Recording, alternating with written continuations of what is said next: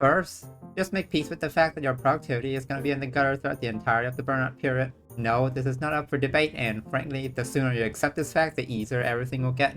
Like this drawing you're watching here, usually it would just take me a day or a day and a half to get through it, but it actually ended up taking a whole 3 days, so just take the amount of time that it usually takes you to draw something and multiply it by like 1.2, 1.5, or hell, 10 times, depending on the severity of the situation. Basically, calibrate your expectation accordingly, because everything's gonna be a lot slower, and truth be told, there's not much you can do about it, so just accept it and move on, okay?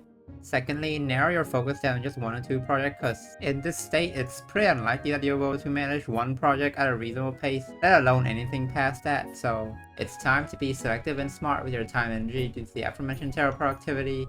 Your very limited energy reserve is best spent on anything that is immediate and most important in the current moment.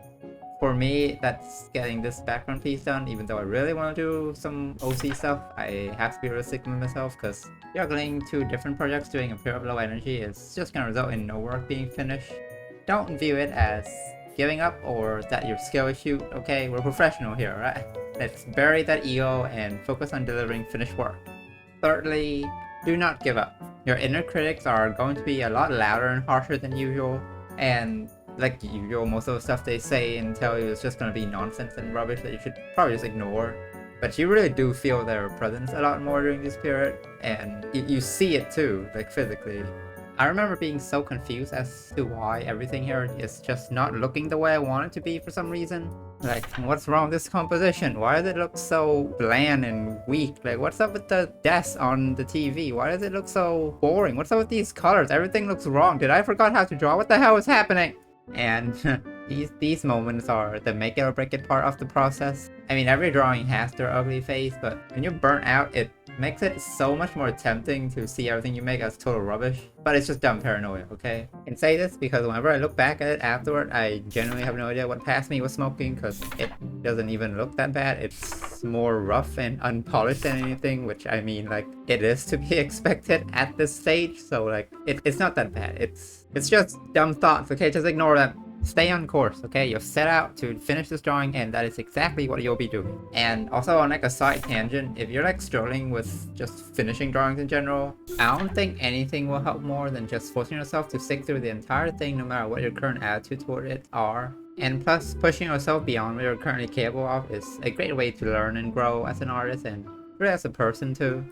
Fourthly, the process itself is going to feel off, most likely due to a mix of all of the above and a concept called tempo, which Cynic has done a infinitely better job at explaining it than I ever could. But genuinely, the overall vibe and rhythm of the process is going to feel wrong. Even the simplest of things are going to be quite daunting for no real apparent reason, and honestly, overall, it feels like you've just forgotten how to draw. So a little tip I have is to just reference your old stuff, be it just straight up referencing your previous work to see how past you draw this and that thing, or it can be referencing your time lapses or your layer structures to see how your workflow is meant to look like. Basically, you know, just give yourself a little refresher. It's also best to acknowledge that you most likely won't be able to exercise your maximum level of creativity and will have to compromise. Like originally I wanted to do more complex props and like actual design for the photo frames here, but I legitimately just can't get myself to draw anything that require more than a few dozen brushstrokes. And I know from personal experience that trying to force it will just result in me wanting to drop the entire project even more than I already was, so I decided to just bit the bullet and pull a few shortcuts here and there, just paste in old art for the photo frames and sell it for simpler props. It's a bit of a shame, but I'm not gonna let perfection be the enemy of good. My main focus is to just finish the damn thing first and foremost. Fifthly, it's going to be a lot harder to focus than usual.